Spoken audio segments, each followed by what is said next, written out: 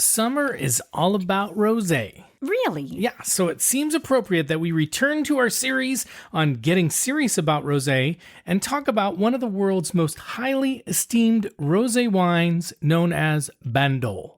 Perfect. I love getting serious about rosé. And maybe we'll talk a little bit about our trip to Italy too. Okay.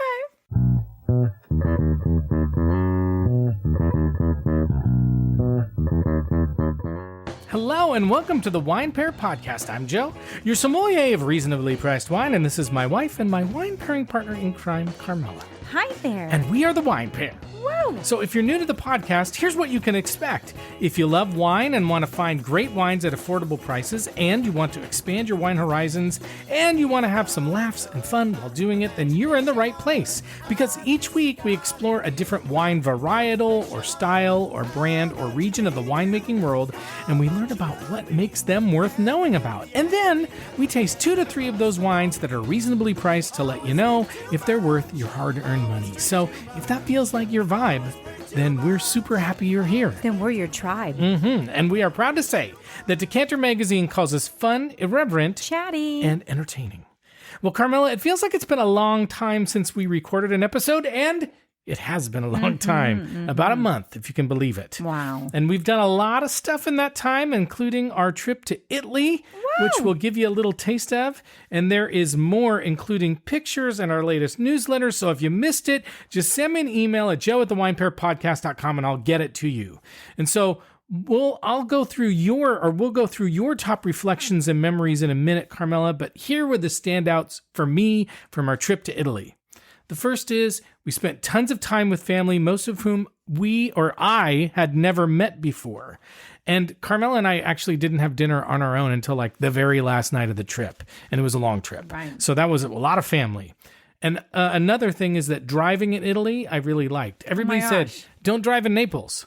No, Joe found his people. I found my people. Right, because he is not actually a very happy driver where we live. No, He's because pretty unhappy when he drives most of the time. Seattle drivers are very passive, and Neapolitan drivers are super aggressive. Yeah, and I don't It know, just but works. he just was happier than I've ever seen him behind the wheel. I was super happy. I mean, actually. I actually think I was pretty patient, but there were plenty of times that I was not very happy watching him behind the wheel. But I was smiling. It's nuts. I was laughing most of the time. Yeah. So it was so fun. Hysterically, just like cracking up. No. It's true. All right. The next thing is that the history in cities in southern Italy are totally, totally underrated. We saw some amazing places. We were in Naples and Cosenza and Serpadace and Catanzaro and Bari and Polignano Amare and Lecce and Ostuni and Alberobello and Melfi and Terrassi. These are just a few of the places you can go to. They were all amazing. Amazing ruins at places like Paestum and Ercolano and Pompeii. I mean, let's just put it this way. Southern Italy is too often slept on, and it's awesome. Wow. Let's make something clear, though. You actually don't sleep when you're in southern Italy. No. I mean, maybe they get slept on, but don't plan on sleeping because there's just too much to do. So might as well just not ever go to bed. Right. Well, and by the way, you will not eat dinner until 9 or later. Right. And you will be lucky if you get to bed by midnight. Then you have to digest and go walking and have gelato. Right. And so, no, there's just no sleeping. Yeah, exactly. It's fine. Another observation, it was hot as shit. So if you want to go to southern Italy, I might suggest you go in the fall or the spring. And it's kind of odd because for two southern Italians with ancestry in southern Italy, we don't do very well in the heat. You do fine in the heat. Me, not so good. I just get sweaty. It kind of melts. Yeah, exactly. And then the one thing, and then I'll talk a little bit about wine and stuff, but the differences in the terrain in southern Italy are not what you expect. So for instance, in Serpadace, we were in the mountains. So we're in southern Italy, but we're in the mountains. So, and then there was a lot of farmland, a lot of rolling hills. It was very beautiful. But let's talk a little bit about the wine, because we should talk a little bit about wine and drinking. And we covered some of this in our newsletter, but a few things. First is we drank a lot of Primitivo.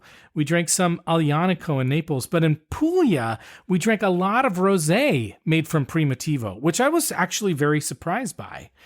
We also stopped by the Labrandi Ciro winery in Calabria. We did one of those wines in our Italian Wine Adventure episode on Ciro, and we bought some Chiro as well as a sparkling wine that they made. And we went to the town of Tarassi, which is kind of the spot for Aglianico wine. And I will also say this, the Southern Italians drink beer with their pizza. True. They don't drink a lot of wine with their pizza. No. I don't know. We were kind of surprised. We were surprised by that. But they did confirm, like when we talked to our family, it was like, we prefer beer with pizza. It was really surprising. It's fine. It's totally fine. Any other observations you would have, Carmela, about the trip that I didn't talk about? Observations? Or things that you enjoyed, or things you think our friends and family out there in listening land should know about? Well, I do think that, it's important to note that our families were pretty different than you would maybe expect too. They weren't all loudmouths. Right. No, right. We had like you and me. Right. What? Like you and okay, like me. No. But no, anyway, so it was, a lot of the stereotypical Italians are like super gregarious and, a lot of them are very, quiet, reserved, kind for sure. Which you wouldn't expect Italians to be kind. No, very kind. You would expect that. But anyway, that was just one of the things that we noticed, that not everybody was just like, singing and dancing and chatting it up the whole time. Yelling, Right. And then you know what? The food is kind of what you'd expect too. Yeah. Lots of pizza. Lots of pizza, lots of cheese, lots of sweets. All good. All good. We did have a pizza on Via Tribunale in Naples. We did. The home of pizza. Right. And we saw a diving contest. We did in Polignano Amare. It was a Red Bull. Amazing. Yeah. So look it up. If you want to see pictures, we'll send you our newsletter or you should just sign up for it. But they're in there and you can see them. Right. Okay. Carmela, let's get back to the wine for today because we've digressed. We're focused not on an Italian wine, but on Bandol Rosé, which some say is the best in the world, by the way. And rosé is just a good wine to talk about because a lot of people drink it in summer. And again, in Puglia, we drank a lot of rosé, or rosato as they call it. And so, you know what? It's hot there. It's summer there. They're even drinking in Italy. But before we talk about the rosé of Bandol, let's talk about Bandol in general for just a minute. How about that? Do it. So first, Bandol is a wine region in the Provence area of France, and it's sort of the mecca of rosé. And it is recognized internationally as one of the very first appellations, or AOCs, in France, and it was officially registered in 1941. And the wine region is named for the port town of Bandol in the southern coast of France, east of Marseille. Now, Bandol is unique in France because it is the only French wine region in which the Mourvèdre grape is dominant. So this is kind of interesting. This is a little different. And so it's the signature grape in Bandol wines. And in fact, the AOC regulations require that Mourvèdre make up at least 50% of both red and rosé blends, but winemakers often use a lot more. But that is a requirement in Bandol. So you're going to get Mourvèdre, and that's kind of unique. And like a lot of French wine, the wine is named after the region, not the grape, and the wines are generally blends anyway, so it wouldn't be named after a specific grape. Now, speaking of blending, Mourvèdre is often blended with Grenache and Cinsault in Bandol, and also Syrah and Carignan are also permitted, but they are restricted to a maximum of 15% of the blend, or 10% each. So you'd find GSM blends in this area, but Mourvèdre is the main grape, and that's just something you should put into your brain box. Wow, don't forget it. Put that in your brain box and wow your friends the next time you talk to them, right? Nice. Say, do you know in Bandol? Little fun fact. Yeah, it's mostly Mourvèdre.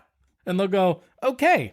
Now, Mourvèdre is an interesting grape, Carmela. It's late ripening, and it really likes the heat and the sun, so Bandol is a great spot for it because the climate in the area is Mediterranean. And the vines are planted on stone terraces, and which makes harvesting by machines impossible. But, by the way, the AOC does not allow mechanical harvesting, so they have to harvest by hand anyway. Oh my goodness. A lot of work. A lot of work climbing up those hills. And then there are several wines from Bandol, and while the rosé is the most common wine, about 20 to 30% of the wine made in Bandol is red, made primarily from, you guessed it, Mourvèdre. Wow. Yeah. But we're not here to talk about the red wine from Bandol, Carmela. No, we aren't. I was wondering what's going on here. That's right. We're here to talk about the rosé wine from Bandol. And we have 2 Bandol rosés to taste and review to see if they're worth checking out. But first, You got to do our shameless plug. that's right. So thank you for listening to us and for supporting our show. And if you haven't had the chance to do so yet, now would be the perfect time to follow or subscribe to our podcast and also to leave us a nice rating and review to help us grow our listeners. And a huge thank you to all of you who have subscribed and left us a review already. And you can follow us on Instagram at the Wine Pere Podcast and on Blue Sky.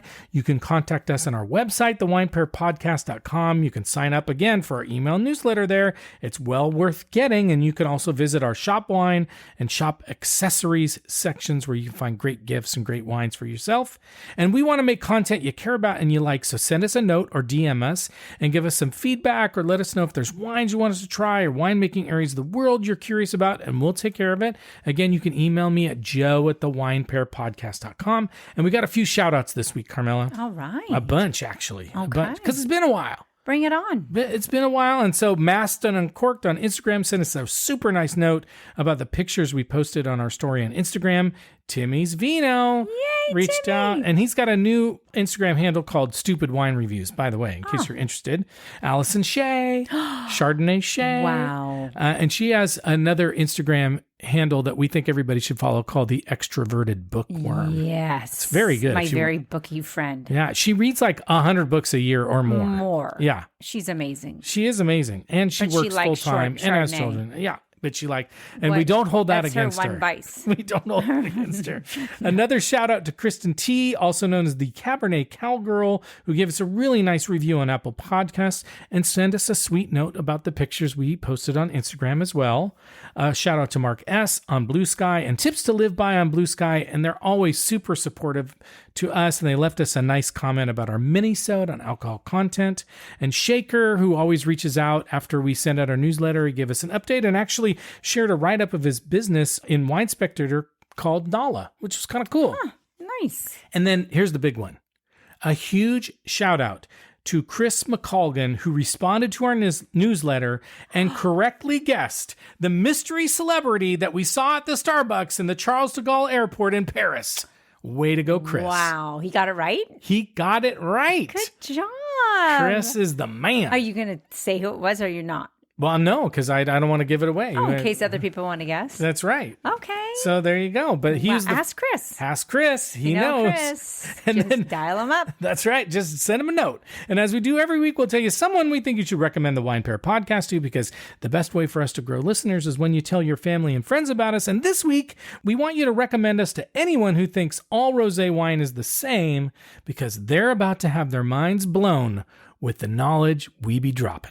Wow. Mm-hmm. Blow your mind. I like that. You like that? Wow, is that like a new line you just came up with? No, well, next week there'll be another one. Oh, good. Yeah. You got to keep it. You got to keep them fresh. guessing. That's right. Keep it fresh. Fresh. By the way, my cousin Rosetta, she always said, "It's so fresh." Yeah, when she's trying to say like it's cool, you know, Yeah. it's like she speaks pretty good English for sure. But instead of saying like it's so comfortable, she goes, "It's so fresh." In the sweetest voice, and she's a little tiny lady, and you just would tiny. love her. No joke. You would tiny. love her.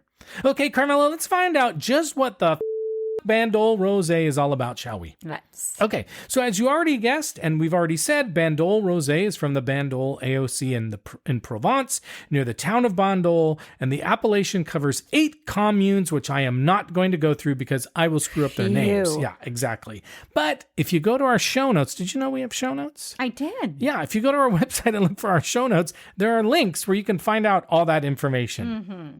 Now, evidently, the vineyards of Bandol, Carmela, are kind of arranged in a natural amphitheater with sloping hills that face southward towards the Mediterranean Sea, and this amphitheater stretches up to 450 meters, that's about 1,500 feet in some places, and is protected by the St. Balm Mountain to the north. That's just a little fun fact for you. Now, something I think people often forget about the south of France, Carmela, is that the climate is very warm. Oh, yes. Right? I've been. You've been. I was going to say, you've been. And I think people kind of forget south of France is deep Mediterranean, like warm weather. It's beautiful. Yeah. And so in Bandol, this warm climate meets with the cool sea breezes, and that's real good for grape growing. And the climate of Bandol, this is interesting, is said to be like the climate of Houston.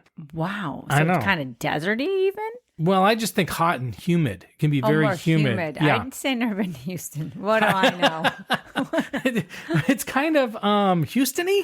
Yeah, anyway. Oh, yeah, true. Yeah. Now I know. You know, I don't think I've ever been to Houston. I've been to a lot of cities and a lot of You've states. never been to Houston? I don't think I've ever been to Houston. I'm not really that interested. No. I Okay, mean, unless if you're from listening. Houston, and you're from Houston. Or your family's from super Houston. We interested. love it. We love Houston. We just never been. Yeah, We've wow. never I didn't been. really mean to just say that. No, it's okay. It's okay. There's some people who are like, I would never go to Seattle. They right? just went off. That's right. Thick, click. Okay. Now, from a historical standpoint, winemaking in the area of Bandol, Carmela, is said to go all the way back to the 5th century BC. Wow, I remember that. I mean, no. You were there. We were there when the Phocaeeans, I'm not making this up, the Phocaeeans established a colony there. And I really had no idea who the Phocaeeans were. Who the is Phocaeeans? That's right. So I had to look it up. And the Phocaeeans were the inhabitants of Phocaea, an ancient Ionian Greek city located on the western coast of Anatolia, which is modern-day Turkey. Okay. Helpful. Now, they should not be confused with the Phoenicians. No, I was wondering, did he say that wrong? No. Should I correct it that? actually is Phocaeans. It's not Phoenicians. I knew you wouldn't have gotten that wrong. Well, I thought maybe they had misspelled it or something. Did but you no. double check it and ask AI? I did. I Did you ask Mr. AI? I asked my co-pilot, what do you think? Oh, okay. Now, the Phocaeans were said to be excellent seafarers. That's what they said on the interwebs. And they created a really large trading network throughout the Mediterranean. They became active colonizers, and they established a colony in Marseille in the Bandol region, but they were also in Spain and Italy. Busy. Yeah, maybe we saw some Phocaean ruins. We don't even know. Now, in fact, the people of Marseille are still colloquially referred to as Phocaeans in French. Wow. Did you know that? No. Another Is this fun life-changing fact. for us? No, but another fact you can just blow your friends' minds with. What'd you call it? Put it in your brain Put it in your box? brain box. Wow. And shoot it out. I don't know what I'm saying. At a You don't party need or to something. shoot it out. That would be You don't weird. have to shoot your like, brain make sure box. it makes sense. You know, Exactly. don't let that thing malfunction, that brain box. That's right. Fun facts are good, Sometimes but they need to be appropriate. Have you ever noticed sometimes when I shake my head, my brain box kind of rattles around? No. Okay, I well, have maybe that's not just my own noticed. head. Yeah. Okay, anyway, in Bandol, the vineyards started by the Phocaeans were further developed by the Romans, and wines from the region were known as Massilia, which is the ancient name for Marseille. I mean, this is a history lesson right now. Boy, I'm just like, whew. Yeah. And these grapes had a reputation for both quality and aging capabilities, which is good when you have to transport things over long distances by like boat or horse. Right? It's helpful to have good aging. Okay. In the 16th century, the Mourvèdre grape is said to have arrived from France. No, I'm sorry. It's said to have arrived in France from Spain and became Bandol's most prestigious grape. Oh. Prestigious grape. Yes. Did they like bow down to Yes, this they grape? were like, oh. Yeah, they did that. I don't know. Okay. They just went, wow. oh. Wow. That's like bowing down, is you just right. make that noise. Okay. That's right. Now, like a lot of European grapes, they had a lot of trouble during the phylloxera plague in the 1870s. And so when the farmers started replanting, they heavily focused on Mourvèdre as well as Grenache and Cinsault. And we've already mentioned that Bandol was given AOC status in 1941.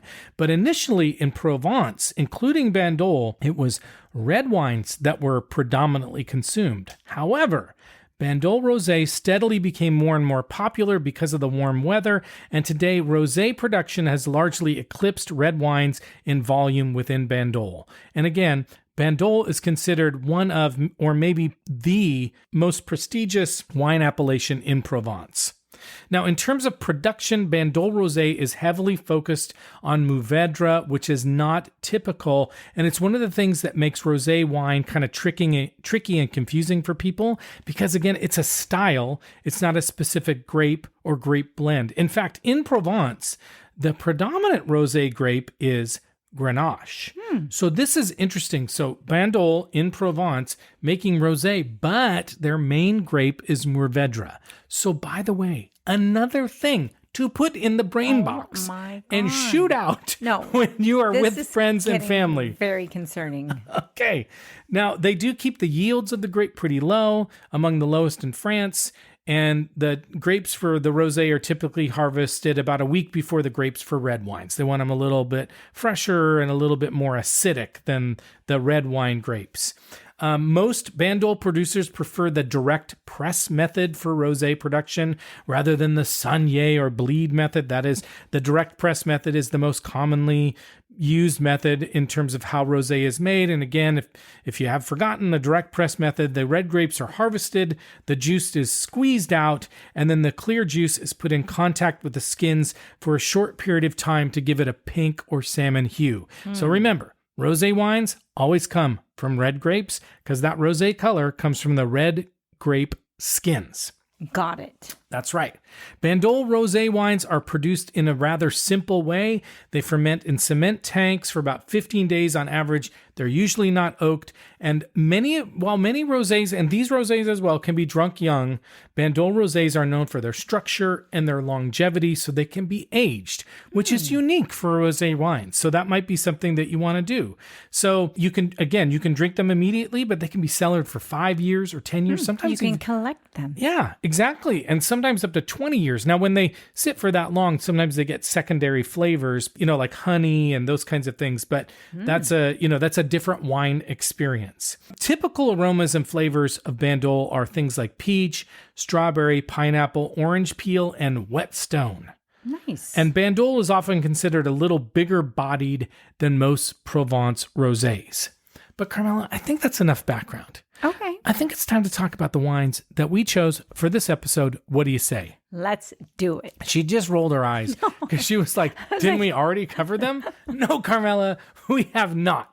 We have not gotten There's more? to we haven't talked about the specific wines that we're my drinking brain today. box is full. It's not rattling around anymore. No, it's so because full. that's There's concerning nothing. to me. Yeah, there's no rattling. Okay, as usual, the wines we have chosen for this episode are kind of under $25 each, or at least close, and they should be relatively easy to find because I bought one at wine.com, and the other I bought with much fear and trepidation at Total Wine. Ooh. Now, I did go to Total Wine for a reason, because they have a whole section. If you go, at least the one that we go to by our house in Seattle, there's a whole section on rosé wine. So I went in there thinking, well, good for them. yeah, and then I went in there thinking, well, if they're going to have Bandol, if I'm going to find Bandol, it's going to be at Total Wine. You know how many I found there? Oh, not One. many. One. Wow. One.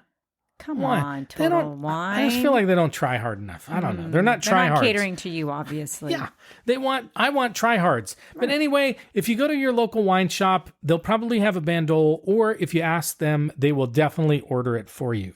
Now, the first wine we're going to be drinking today is the one I got from Total Wine, which is the 2023 Château La Vivonne Bandol Rosé. And if I have the right wine, Decanter scored it with a 94 point. Wow. That's a lot. It's a good wine. I think I got the right score. good on rating this. That's a anyway. really We'll good see, rating. We'll yeah. see if we like the wine. On the website, they give the following information. It's 70% Mourvèdre and 30% Grenache. The vines, they say, are pruned in goblet form. I don't know what that means. Pruned in goblet form. I'd never heard of it before. I tried to look it up. There wasn't a lot of The vines are information. pruned in goblet form. I don't know. Like they make the shape of a goblet? I guess that's what they do. Fancy. I guess. I mean, We need to see pictures of this. I want to see if you have pictures of goblet form vines, let me know.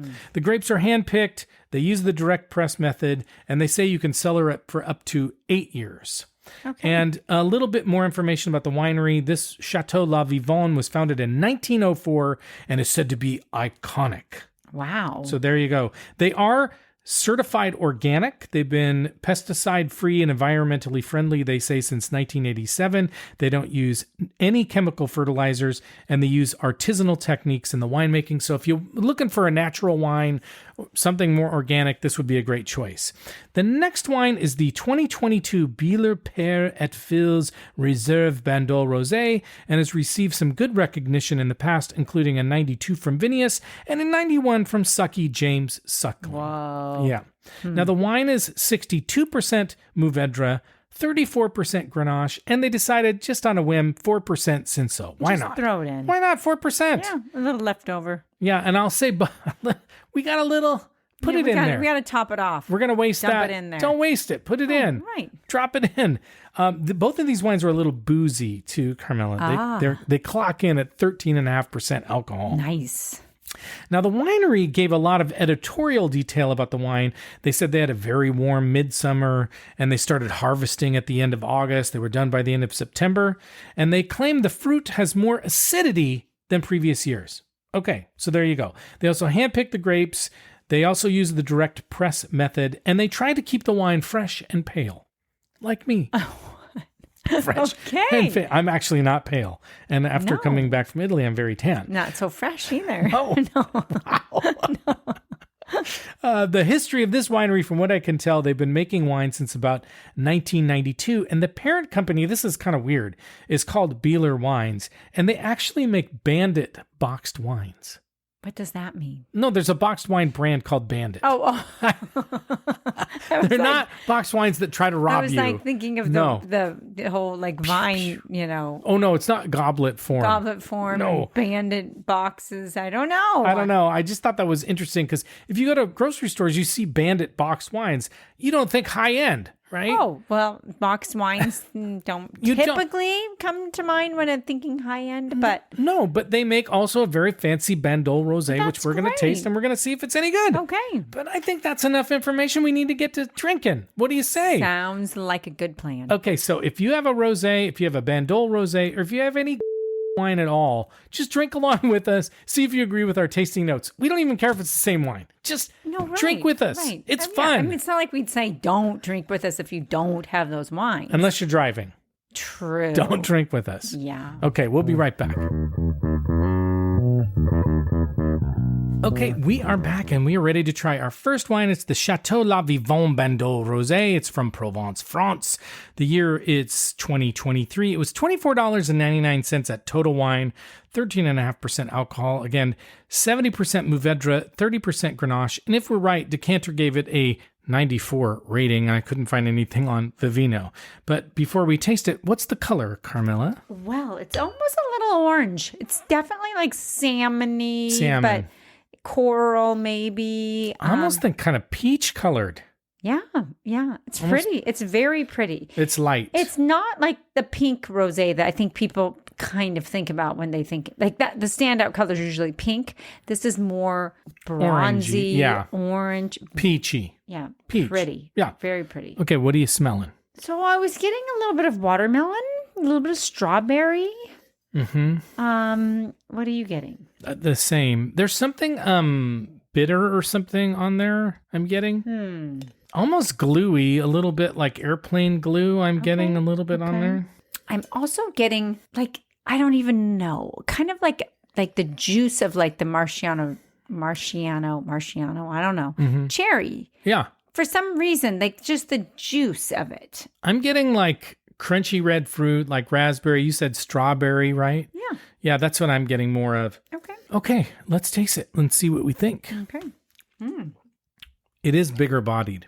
It is. It's got some viscosity to it. It's kind of a little hot. I got a little heat on this sucker. A little bit. Yeah, a little bit like almost like your tongue is a little spicy. I would say it's almost spicy, like pepper hot. Like there's something almost peppery. Cayenne. Yeah. Or jalapeno. Oh. Yeah. Okay. Yeah. It does give you that little bit of like tingliness on the tongue. For sure. From being nice and hot. But I am getting a little strawberry in the taste too. Strawberry, like almost like a really tart strawberry. Like an underripe strawberry. Yeah. There's something really bitter, kind of strong, astringent at the end, alcohol-y. So I am getting that strawberry or that raspberry, but there's something really... I think it would be good with food. I'm not sure it's so great as a cocktailing wine, in my opinion, because of that. I mean, I'm enjoying it. I like it, but there's something strong about that.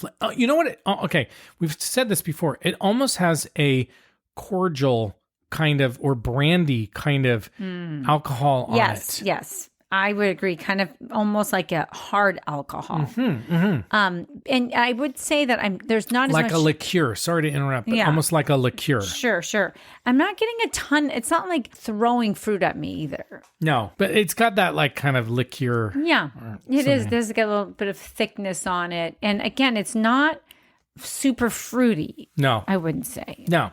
But it's nice. It's not bad. No, it's but I not think bad. you're right. With food, I think it would probably really stand out. Little cheese, little something. Yes. Would be nice. What else? What food? Well, what food would you pair with this? I do think it would be a nice charcuterie.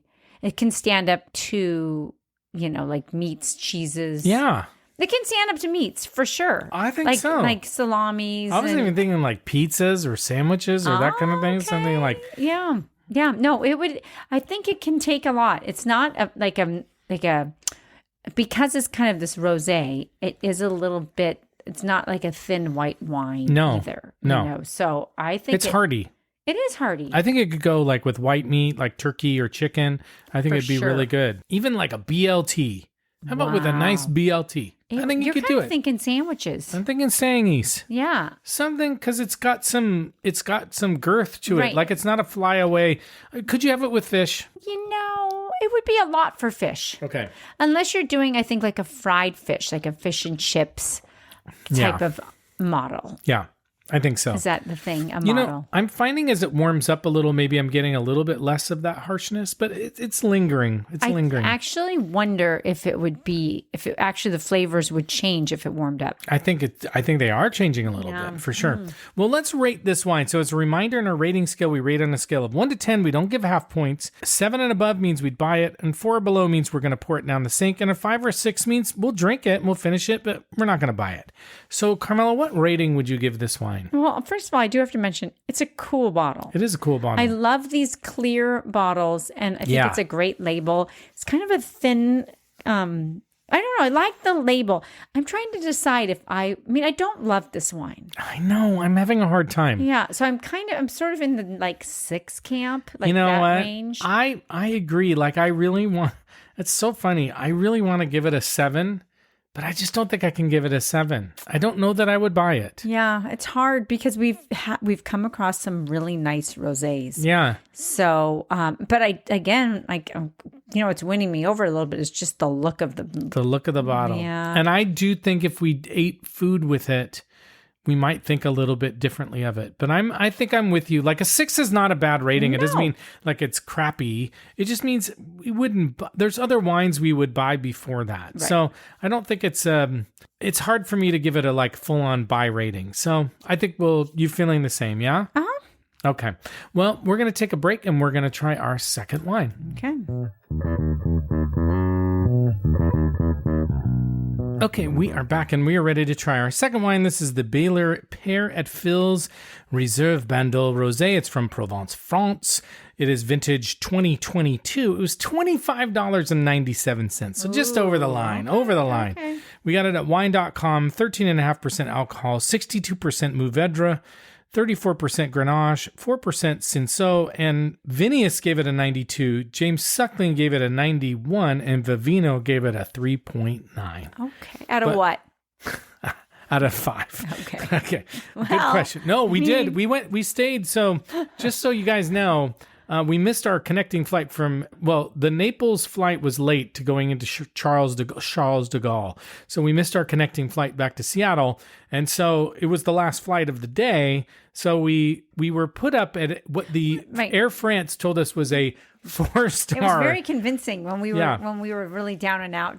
The woman was great. We didn't get to leave. Well, the woman behind the desk was really nice. Right. They even walked us to the place we were supposed to go. It was a little bit of a, what's the word I'm thinking? A ruse. A little bit of a ruse because we were we didn't want to leave. We didn't want to come home, but then we wanted to get home when we were stuck. Yeah, when you're on your way home, you just want to get home. Right. So then all of a sudden they're like making it out to be this. Oh, you're going to be at a it's nice. It's a 4-star hotel. You're going to have dinner on the house. You're going to have these perks, and they gave you a nice white T-shirt. I mean, they gave us the amenities bag. We were like, oh, this is great. This is awesome. Okay, it was 4 stars, but we're not sure out of how many. It could have been 4 stars out of 10. It could have been 4 stars out of 100. It was not great. It was not great. Let's just say it was not out of 5. Yeah. Dinner consisted of choose your adventure frozen meals that you put in the microwave in your room. And then they were like, and you get one drink and one dessert. Well, the dessert was like pudding.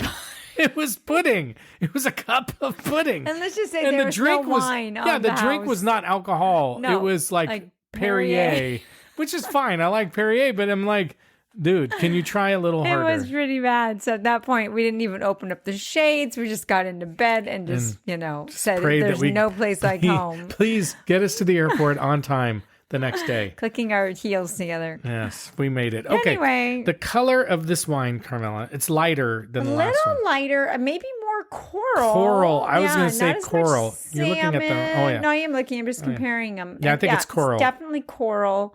Almost like an orange too, just but pretty. Again, very pretty. It's light. It's light pink. Like a orange soda.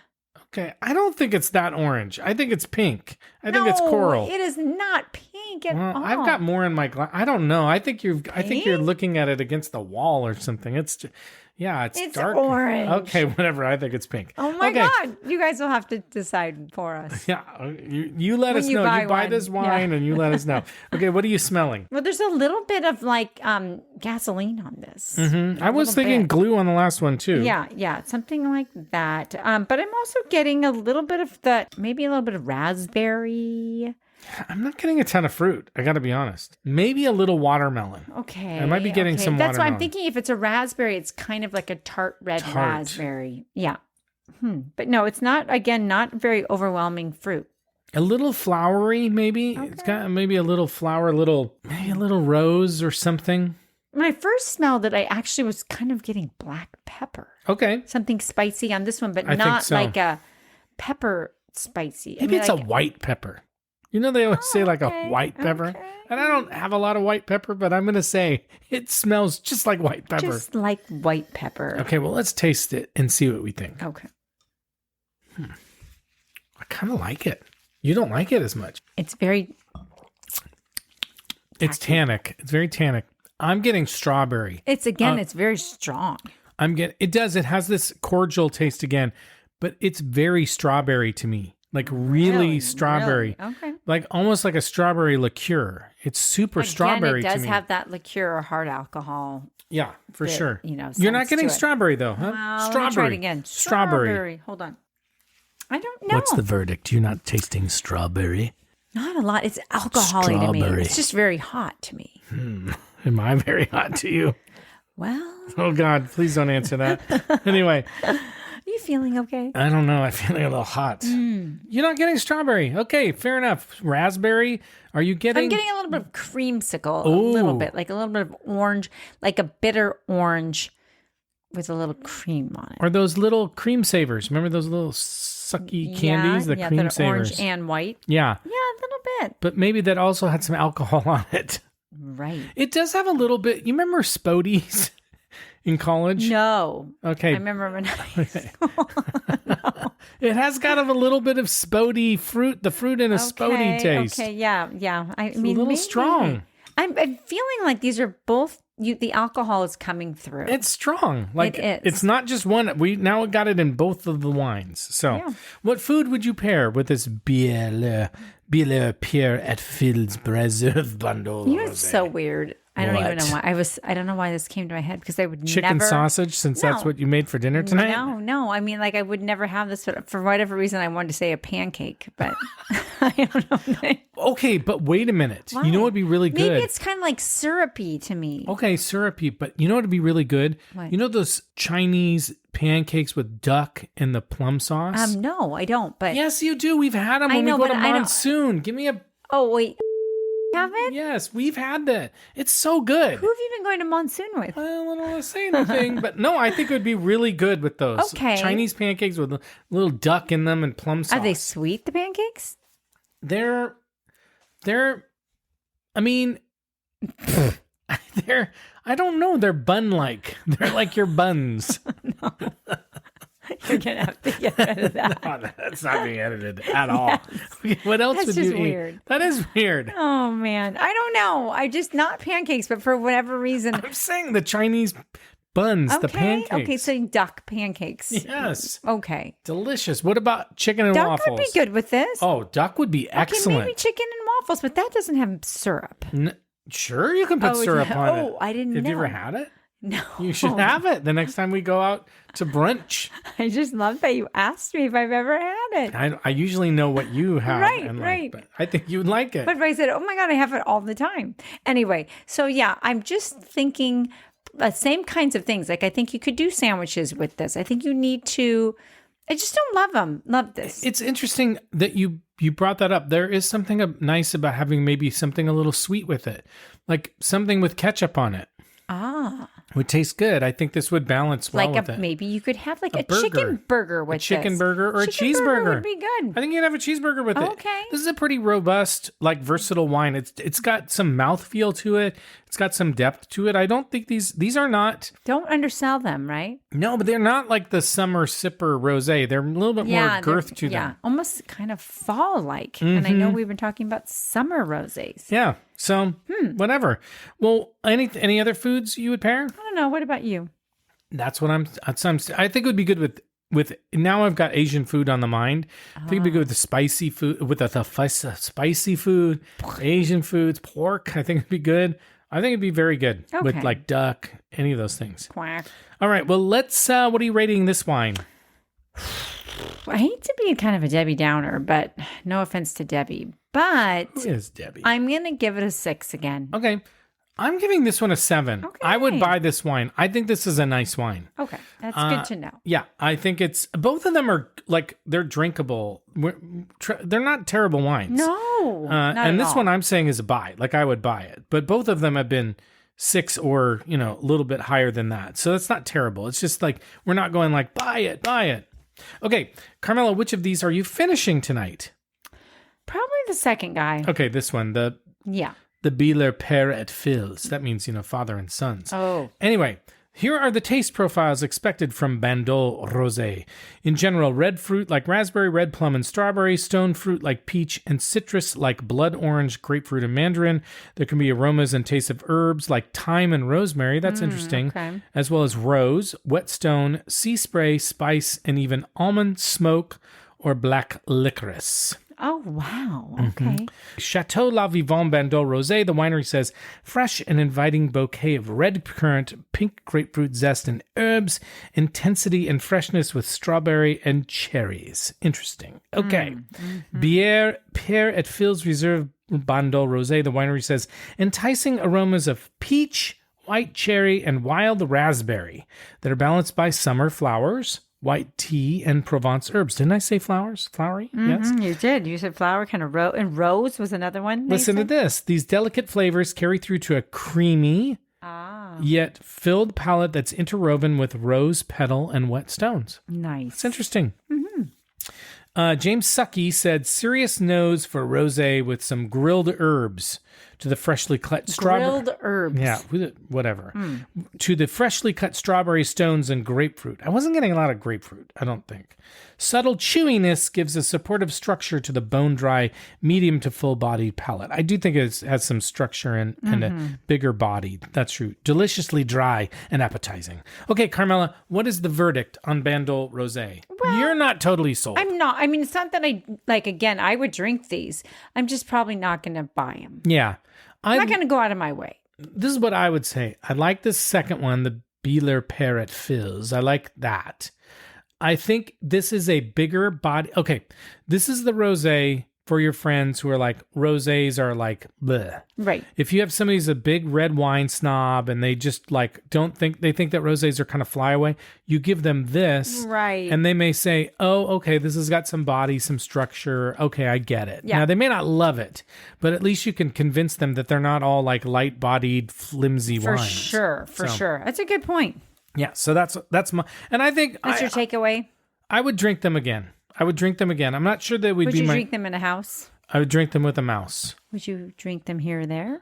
I would drink them with a fox in my brain box. Wow. There I you hope go. there's not a fox in your brain box. There might be. Wow. Okay, Carmela, it's time for us to go. But before we do, we want to thank you very much for listening to us. And if you haven't had a chance to do so yet, now would be the perfect time to follow or subscribe to our podcast. And also an awesome time to leave us a 5-star rating and review on our website or Apple Podcasts or any other podcast app. It's an awesome and free way to support us. We'd also love to hear from you. Let us know about wines you'd like us to taste or review or areas of the world you want us to review wines from. You can leave a message for us on our website, thewineparepodcast.com. You can join our email newsletter there, and you can also reach out at joe@thewineparepodcast.com. And with that, we're going to sign off. So thank you once again. We'll see you next time. And as we like to say, life is short, so stop drinking shitty wine. Bye-bye. Bye.